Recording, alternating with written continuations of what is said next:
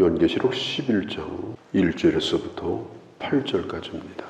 여섯 번째 나팔이 불고 일곱 번째 나팔이 불기 전에 그 사이에 막간에 잠시 동안 일어났던 일이 계시록 10장에 기록이 되어 있고, 그리고 계시록 11장 1절에서 14절까지 계속 이어집니다. 이게 끝나고 나서 곧바로 일곱째 나팔이 붑니다. 자, 그 사이에 어떤 일이 있었을까? 우리가 10장에서 보면 힘센 천사가 나오는 장면이 나오고요. 그리고 11장에서는 하나님께서 요한에게 갈대로 된 잣대를 주면서 측량하라 하는 말씀으로 11장이 시작이 됩니다. 뭘 측량하느냐? 성전과 제단과 그 안에서 예배하는 자들을 측량하라. 요한계시록을 기록할 때가 언제냐? 서기 약 95년경입니다. 예루살렘 성전이 서기 70년에 완전히 로마에 의해서 무너졌거든요. 요한이 요한계시록을 기록할 때는 예루살렘 성전이 이미 세상에서 사라진 때입니다. 사도 요한에게 성전을 측량하라, 그리고 그 안에서 예배하는 자들을 측량하라고 하는 말은 실제로 예루살렘 성전을 의미하는 말이 아니고 이것은 상징적인 말씀이다, 이렇게 보셔야 됩니다. 일곱째 나팔이 불기 전에 환난 중에서 하나님께서 하나님의 교회를 보호하시고 환난 가운데서도 끝까지 복음을 전하는 사명을 감당하는 자들을 하나님이 어떻게 하시는가 하는 걸 기록하고 있는 거예요. 특별히 성전 안에서 주님을 예배하는 자들도 잣대로 잰다, 이렇게 말하고 있어요. 자로 잰다는 의미는 뭐냐? 소중한 국가 기념물이라든지 이런 것들을 국가에서 전부 자료를, 무게를 달고 사진을 찍고 치수를 재고 전부 그렇게 해가지고 국가에서 그걸 보관을 합니다. 보존을 합니다. 사도 요한 당시도 마찬가지예요. 정확하게 치수를 재서 이것은 나의 소유다, 이것은 내 것이다, 내가 보호하리라. 그게 바로 자로 재는 거예요. 사람을 치수를 쟀다고 하는데 누구를 쟀느냐? 성전에서 하나님을 경배하는 자들을 측량하였다. 이 세상에 아무리 힘들고 어려운 때를 당해도 하나님의 성전을 떠나지 아니하고 주님을 예배하는 자를 우리 하나님은 그를 소중히 여기신다. 그의 숫자를 헤아리신다. 그가 누구인가를 기억하신다. 이걸 잊어서는 안 됩니다. 사도 요한 당시는 예배드리는 것은 대단히 자신에게 불리한 일이었습니다. 목숨을 걸고 예배드려야 됩니다. 정말 예배를 생명처럼 여기는 사람이 아니라면 예배를 드릴 수 없는 그런 시대였습니다. 우리도 코로나 시대에 그런 일을 경험했습니다. 협박이 들어오고 사람들이 방문하고 교회를 들여다보고 그런 가운데서도 우리 교회는 단 한 번도 예배를 쉰 적이 없었습니다. 저는 그것은 우리 하나님이 우리 교회를 기억하실 만하다, 저는 그렇게 생각을 합니다. 하나님은 어려울 때에 예배를 쉬지 않는 자를 그의 잣대로 재시는 거예요. 소중히 여기시는 거예요. 오늘날도 마찬가지입니다. 힘들다고 그래서 예배를 그냥 헌신짝 버리듯이 버리고 자기 편리한 대로 사는 자는 그건 가치가 별로 없는 거예요. 그건 별로 귀한 일이 아닙니다.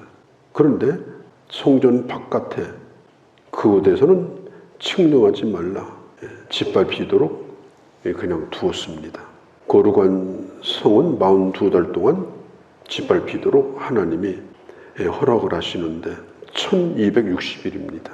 하나님의 교회가 세상에서 고통을 받는 기간입니다. 한 때와 두 때 반, 그것도 같은 뜻이에요. 끝이 있는 기간이다. 고통을 견뎌야 되는 기간이다. 그래서 우리가 이 날수에 너무 의미를 두지 않아야 됩니다. 2000년 동안 교회는 계속 핍박을 받아왔습니다. 벼랑 끝에서 고통을 받는 그런 시대가 언제든지 있었습니다. 지금도 그런 일이 계속되고 있습니다. 그런 가운데도 예배는 끊임없이 드려졌고 복음은 끊임없이 증거되고 교회는 그 신앙을 지켰습니다. 그러니까 어떤 특정한 시간이나 때를 계산해 가지고 이것을 앞으로 일어날 일로 적용한다고 하는 것은 그렇게 바람직스러운 해석 방법이 아닙니다. 3절 이후에 보면은 두 증인이 등장합니다. 두 증인. 이것은 증인은 두 사람이어야 해요. 성경에도 신명기 17장에 보면 두 증인을 세우라고 그랬어요. 제자들을 전도 내보내면서도 두 사람씩 짝지어서 내보냈습니다. 전도자의 기본적인 숫자입니다. 그 말이 거짓이 아니라고 하는 것을 증명해 주는 거예요. 그들이 상복을 입었어요. 굵은 베옷은 사람이 죽을 때 입는 상복이에요. 상복을 입고 슬퍼하면서 말씀을 전합니다. 왜 두 증인은 굵은 베옷을 입었을까? 이 세상의 종말이 어떠한가를 알고 있기 때문입니다. 절박한 마음을 가지고 복음을 전할 수밖에 없는 거예요. 망할 이스라엘을 바라보며 감람산 언덕에서 눈물을 지으셨던 예수님의 심정을 가지고 이 세상을 바라보고 세상을 향하여 복음을 전하는 그게 바로 전도자의 마음입니다. 지금 배가 떠나고 있습니다. 만일 그 배가 비참한 최후를 맞을 거라고 생각했으면 누가 잘 가라고 손을 들고 팡파레를 울렸겠습니까? 아무도 몰랐어요. 이 세상의 종말이 어떨까를 아는 사람은 눈물을 흘릴 수밖에 없는 거예요. 슬퍼하며 베옷을 입고 이 세상이 어떠한지를 끊임없이 외치면서 하나님의 말씀을 증거할 수밖에 없는 것입니다. 그게 바로 전도자의 마음이에요. 진지하게 전하는 겁니다. 왜 이 세상이 종말이 있는지, 인간의 마지막은 어떻게 될는지, 그 마지막 이유는 어떤 일을 겪게 되는지를 분명히 말해주고, 그게 바로 전도자의 심정이어야 합니다. 히브리서 13장에 보면 17절에 저들은 자기가 복음을 전하는 그 영혼들에 대하여 마치 회개할 자, 청산한다, 계산할 자인 것처럼 한다는 거예요. 내가 대신 그 값을 물어줘야 될 자처럼, 내가 복음을 전하는 그 상대에 대하여 그 사람의 지옥과는 책임이 내게 있는 것처럼, 만일 그 사람의 지옥 가도록 둔다면 내가 그 보상을 해줘야 되는 것처럼, 그렇게 어마어마한 책임감을 가지고 복음을 전하는 자가 그게 증인이다. 이 세상의 종말을 증거하며 하나님의 나라를 말할 수 있는 사람이 바로 복음 전도자인 것입니다. 사도 바울도 똑같은 말을 했습니다. 나는 복음에 빚진 자다. 바울이 빚진 건 없어요. 그러나 빚진 자의 심정으로 영혼을 대했습니다. 복음을 전할 자가 눈앞에 있는 한 발을 뻗고 자지 못할 정도로 엄숙한 부담감을 가지고 그가 사도의 일을 냈고, 마지막 시대를 살고 있는 우리 하나님의 사람도 모름지기 그런 심정을 가지고 살아야 된다. 두 금초대나 두 감람나무도 같은 말입니다. 다 두 증인을 말하는 거예요. 누군가가 내게 와서 이 두 감람나무는 누구를 의미하는데 그분이 거기 있다 그러면서 데리러 가면 그건 100% 이단입니다. 물어볼 것도 없습니다. 내가 누구인가? 내 정체성은 뭔가? 한번 우리가 생각해 볼 필요가 있는 거예요. 세상에 물들어가지고 나도 저렇게 한번 팔자 펴고 살아봤으면 왜 나는 이 모양 이 꼴인가? 그 사람은요, 증인도 아니고 금초대도 아니고 아무것도 아닙니다. 아무것도 아니에요. 시대를 알고 내가 누구인가를 알고 내가 해야 될 일이 뭔가를 알고 이 시대를 끌어안고 하나님 앞에 기도하며 복음을 위해서 사는 사람이 이 시대의 두 증인입니다. 그가 바로 전도자입니다. 하나님의 사람들입니다. 5절 6절에 보면 하나님은 그 두 증인에게 능력을 주신다고 했습니다. 입에서 불이 나와 원수를 삼킨다. 이건 눈에 보이는 것이 아니라 영적 전쟁입니다. 예수님도 전도자를 내보내면서 병 고치는 능력, 귀신 쫓아내는 능력, 하나님의 말씀의 권세를 주셨습니다. 전도 현장에서 그런 역사가 나타났습니다. 하나님의 말씀을 증거하는 그 일을 수행하는 증인들에게 누구도 손댈 수 없는 권세를 주셔서 하나님의 역사를 이루겠다고 하는 약속이 바로 5절, 6절의 말씀이에요. 하나님의 말씀을 생명처럼 여기고 복음을 전하는 그들에게, 하나님 그 증인에게 영적 권세를 주셔서 아무리 시대가 어려워도 하나님은 그들을 통해서 일하신다는 사실을 여기서 보여주고 있는 거예요. 그게 바로 교회 권세입니다. 세상에서 교회가 핍박을 받고 세상에서 초라해 보이고 그렇다 할지라도 반드시 복음이 이긴다. 반드시 진리가 이긴다. 반드시 본질이 이긴다.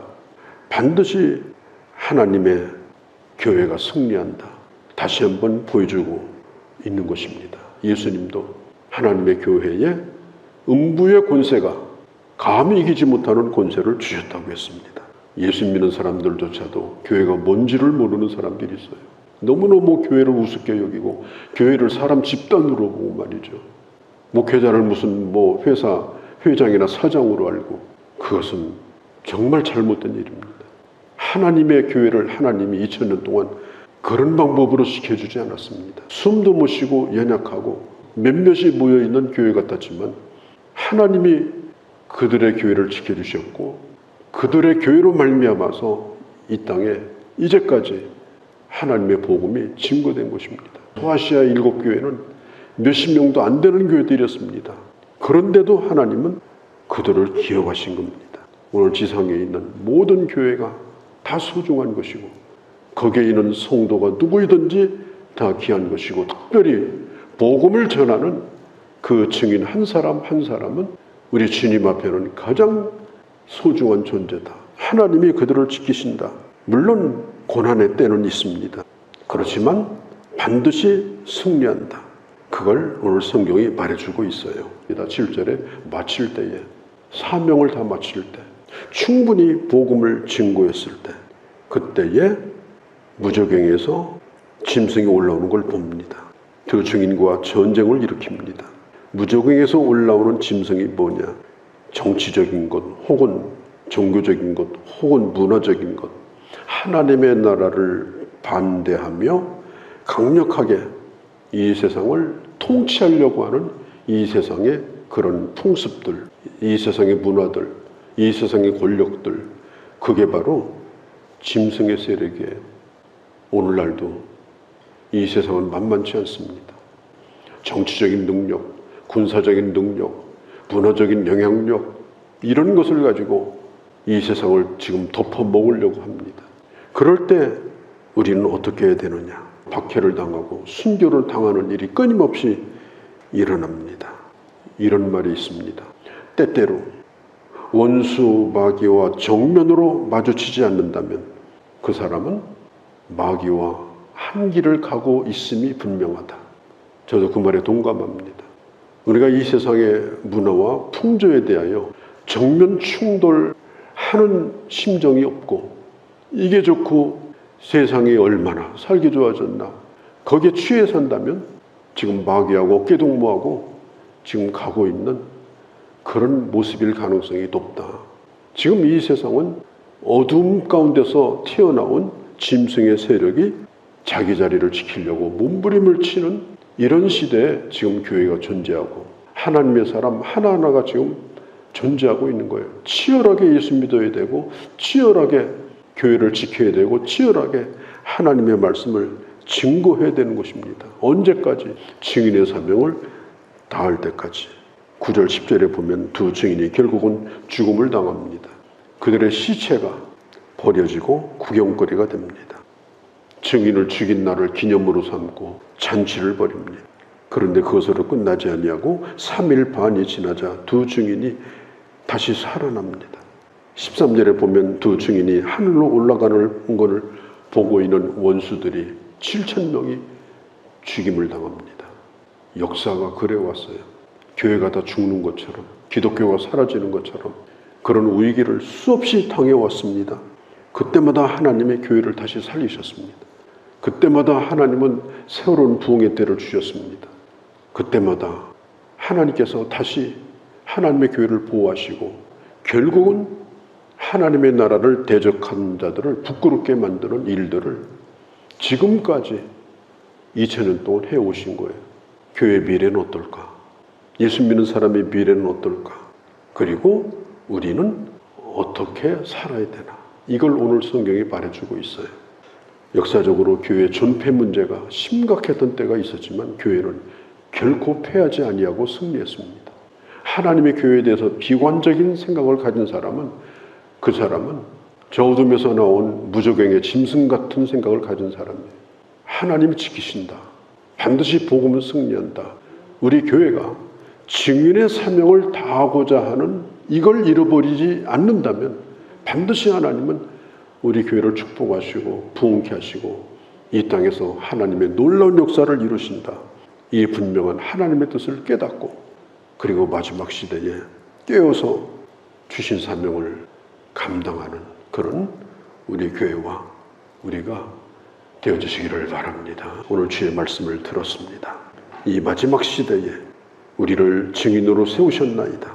캄캄한 어둠의 시대에 복음이 다시 힘을 얻고 교회가 살아나고 아버지 어둠을 밝히는 놀라운 역사가 다시금 이 땅에 일어날 수 있도록 그것도 우리 교회와 우리를 통하여 이룰 수 있도록 기도하며 이 사명 감당하는 저희 모두가 되게 하여 주시옵소서. 우리 주 예수님의 이름으로 기도하옵나이다. 아멘.